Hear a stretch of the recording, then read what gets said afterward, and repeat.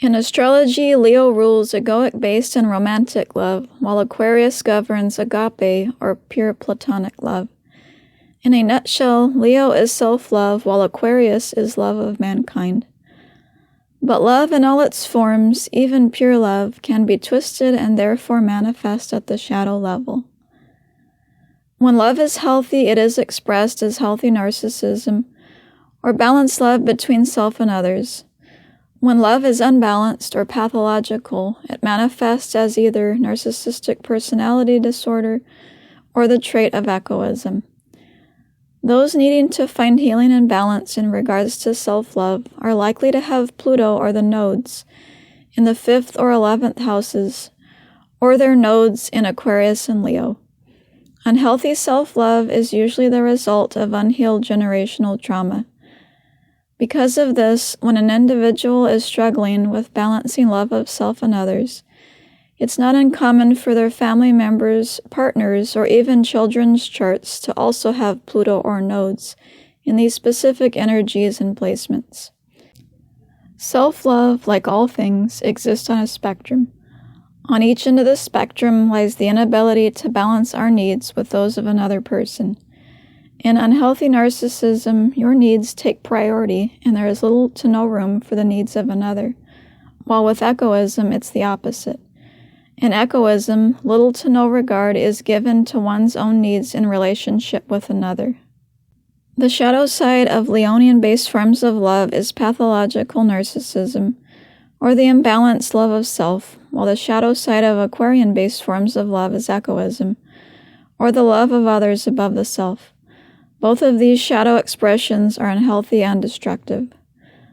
Wounded souls with Pluto in the 11th generally struggle with echoism, while wounded souls with Pluto in the 5th generally struggle with narcissistic personality disorder. This doesn't always hold true, though, some exceptions being when planets square the nodes or Pluto conjuncts the North Node.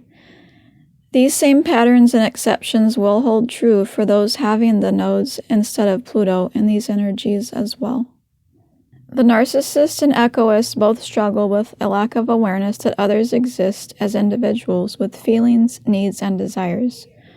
Both the echoist and narcissist are empty shells of a human being because as children they were not related to in their full humanity. Narcissists are created by parents who praise their children for superficial things like ability, appearance, and success, while simultaneously neglecting or abusing them emotionally. This sets the narcissist up to only be able to relate to themselves through conditioned specialness. Caregivers of narcissists are unable to express the pure, unconditional agape love of Aquarius, instead providing only conditional love, which stunts the child's personal growth and keeps them trapped as adults at the developmental state of their teen years. This is why narcissists are so concerned with appearances and attention.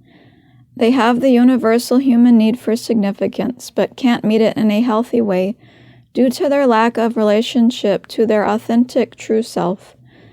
This dynamic results in a lack of self-awareness. Narcissists don't know or won't reveal their true self when interacting with others, only the aspects of self that others said it was okay to be and express. Narcissists have a relationship to self or ego, but it is a distorted, limited one, because it's a relationship to the differentiated, conditioned self, instead of their authentic, true self. If we never learn how to relate to ourselves from the space of authenticity, we literally can't relate to others in that way either. We can't give to others what we can't give ourselves. That's impossible. In this way, unhealthy narcissists are victims. They are wounded children, just as echoists are. As regards praise and attention, the echoists learned in childhood that these things were bad, and so did their best to avoid them. The echoist worries about standing out and feels very uncomfortable with attention. They fear being a burden and what would happen if they voiced their needs, wants, and desires. They fear being on the receiving end in relationships with others. In one way or another, the echoist parents taught them, either directly or indirectly, that self-love and self-care were wrong or unimportant. Never learning how to receive positive attention from others for expressing their emerging self and ego, they learn how to give to others instead. Because of this, adult echoists are likely to have a high need for contribution, or the ability to give back to others in some way. The problem is that that need takes over at the expense of all others, especially the need for significance. Never having the opportunity to begin the process of ego development, echoists lack awareness of the existence of their own needs, wants, and desires. This keeps the echoist trapped in the very early stages of development, those that end around the age of 7 years, before the ego or differentiated self begins to form. Not having a relationship to their separate self or ego, they can try and find that self and the love inherent in it through the other, namely a partner, child, or even God. Unlike narcissists, echoists never develop a relationship with a conditioned egoic self.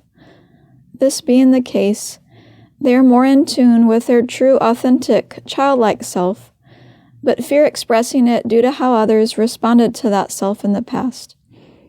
With a lack of awareness of and connection to a separate, conditioned self, these people appear to be highly compassionate and empathic, but the echoists perceive empathy is really just sympathy in disguise. The possession of empathy requires a healthy relationship with ourselves, or the ability to acknowledge, process, and verbalize our feelings, needs, wants, and desires, something the echoist does not know how to do. In this way, the echoist also lacks the capacity to understand that others exist as individuals with feelings, needs, and desires of their own. This lack of self-awareness that the narcissist and echoist share translates into a lack of emotional intelligence and ability for the healthy attachment or bonding. With echoists, what looks like empathy to outsiders is really just a lack of personal boundaries. With narcissists, what looks like a lack of empathy to outsiders is really just the absence of connection to their true selves. This lack of self-awareness and emotional intelligence can have present as well as past life origins, especially with Pluto or the nodes in the 5th and 11th houses, or Aquarius and Leo. This inability to understand the wounding and therefore dynamics of a narcissist-echoist relationship is why narcissists receive all the blame and attention in the healing community. From the outside, the echoist looks like the caring victim and the narcissist the cold perpetrator. Nothing could be further from the truth. The truth is that the echoist-narcissist relationship is a trauma bond that serves both parties. It is a victim-victim relationship. The fact that echoists fear attention and narcissists crave it makes people operating from these polar opposite ends of the self-love spectrum perfect matches for each other. In the relationship between the echoist and narcissist, the echoist gets to avoid their fear of attention by not asking for any of their needs or wants to be met by the other. And the narcissist gets their need for attention met by having all the other's attention focused on them and their wants and needs. It is a sick relationship, but one that works for each party. It is a mirroring relationship, one where each person expresses the repressed parts of the other. The narcissist is a mirror for the echoist repressed needs for formation of and attachment to a self, while the echoist is a mirror for the narcissist's repressed need for a relationship to their true, unconditioned self. In order for the echoist to heal and develop healthy self-love, the focus of their attention has to be taken off of others and put on themselves. They will have to face their fear of being a burden by learning how to care about and meet their own needs, as well as how to ask others to do so. This process describes part of the evolutionary intention of 11th house Pluto souls, which is learning how to be comfortable with and integrate their authentic, deconditioned selves into society at large. Narcissists can serve as examples for echoists about how to develop and connect to an ego or autonomous self. In order for the narcissist to heal and develop balanced self-love, they need to learn how to give themselves the attention they never received as a child, namely attention to their authentic self and its creative process. This process describes part of the evolutionary intention of fifth house Pluto souls, which is learning how to take their natural uniqueness and utilize it in ways that can benefit society at large. Echoists can serve as examples for narcissists about how to develop and connect to their authentic true self and then share that self with others. Without the possession of a strong ego rooted in self-acceptance and authenticity, one cannot be healthy. Therefore, the work of echoists is to develop an ego, while the work of narcissists is to develop an authentic one.